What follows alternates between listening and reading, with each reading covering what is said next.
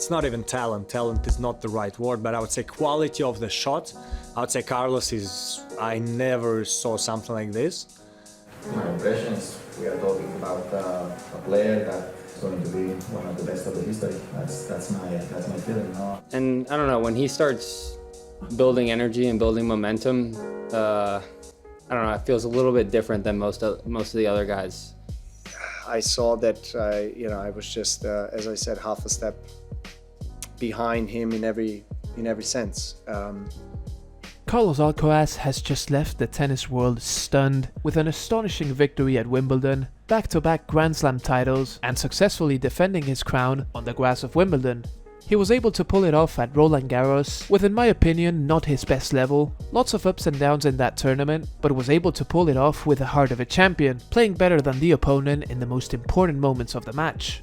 Here at Wimbledon, it just seemed that for many stretches of his matches, he was on a different level to his opponents. His movement, his power, his variety, and an all-around game that is a nightmare to deal with for anyone, left every one of his opponents in awe of the player that he is.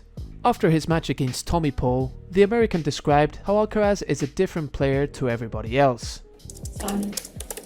Tommy, how hard is it to get the ball past Carlos compared to other players? And do you think grass really suits him as well? Yeah, I mean, he moves unbelievably well. He's probably the quickest player, and it's very hard to get the ball by him. Grass suits him. He moves incredible on the grass. It's not easy to change direction the way that he does.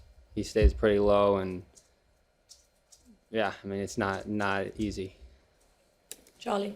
Yeah, I guess I'm just building on that. Like, what are the things that really separate him compared to the other guys right at the top? Like, is it the movement, or there are other things that you come off the court that strike you? I don't know, like the last two sets, he hit a lot of winners. That usually, that helps. And I don't know, when he starts building energy and building momentum, I don't know, it feels a little bit different than most of the other guys.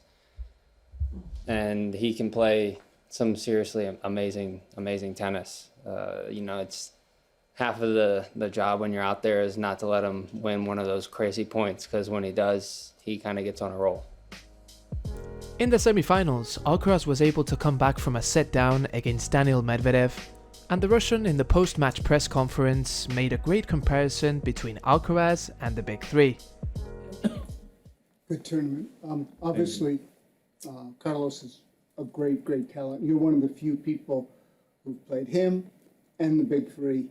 Tough question, but if you could step back and briefly compare Carlos at this young stage to those three icons. Well, yeah, the thing is that I played Big Three when they were, let's call it old or over 30, so a bit different. They're all different, all different in their own way, in their game. I feel like you can't even take something from one and compare it to another, because so Roger plays on the line, hits his beautiful technique shots, goes to the net. Novak plays also on the line, but completely different, amazing defense, amazing like a pinball player where the ball comes so back fast at you. Rafa completely different. He can stay 10 meters behind, but he's gonna run to every ball and banana shot, lefty. And Carlos is, I don't think he has anything, from them. It's different game style.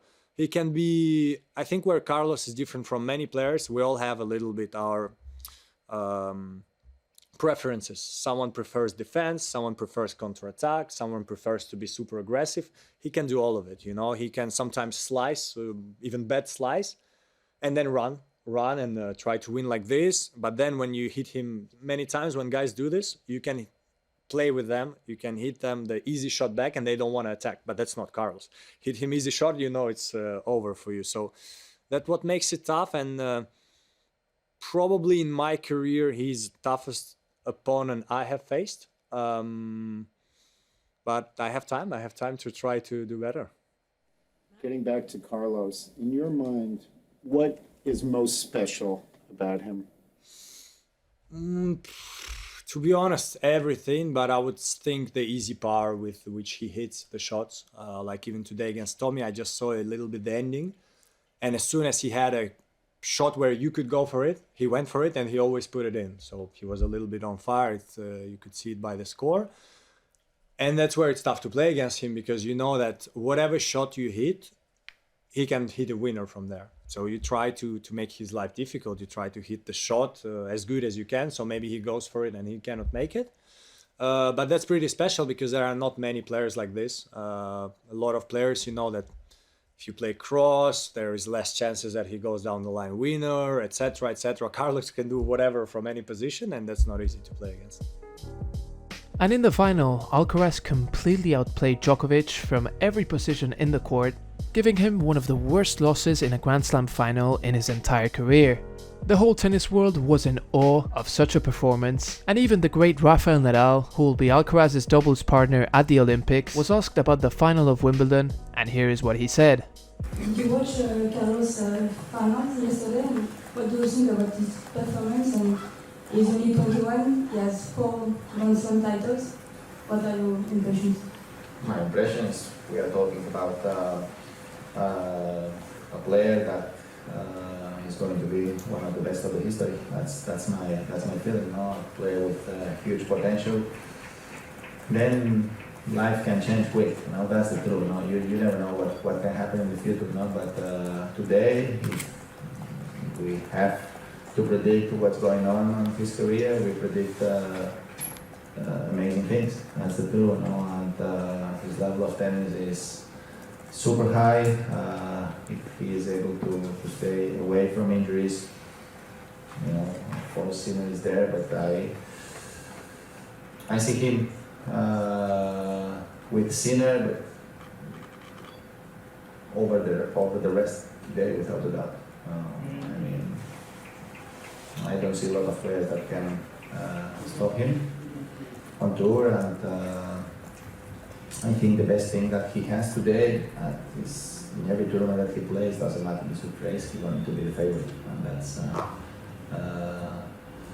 that's something that in my generation probably never happened, because I was probably favorite on clay, but then on grass was Roger, and on hard was more between Roger and Novak, and played a little more me, but no one player was the favorite before every tournament. And today I feel that he has that aura, that feeling, and that's a big advantage, because I think he feels like he's playing at his level is difficult that somebody don't get him. 4 Grand Slams at age 21 is absolutely crazy. We've never seen such a complete player at such age in the history of the sport. So we're in for a very fun ride with this young man, who not only is breaking many records, but it's the manner in which he does it, with some of the most entertaining and dynamic tennis out there, and enjoying himself and having fun on the court. He's an absolute blessing for the sport of tennis, after a full decade of many young players being hyped, but none of them having the impact or the results that were expected from them. This guy has arrived at the perfect moment, and as Nadal said, if nothing strange happens, he has absolutely everything to end up as one of the all-time greats. So I hope you guys have enjoyed the video. If that's the case, don't forget to hit the like button, and we're getting closer and closer to 100,000 subscribers, which is obviously a dream number for any channel. So if you want to help with that and enjoy more tennis content of this style, hit the subscribe button to know when I upload future videos. All of this said, I hope I can see you all in my next video. Peace!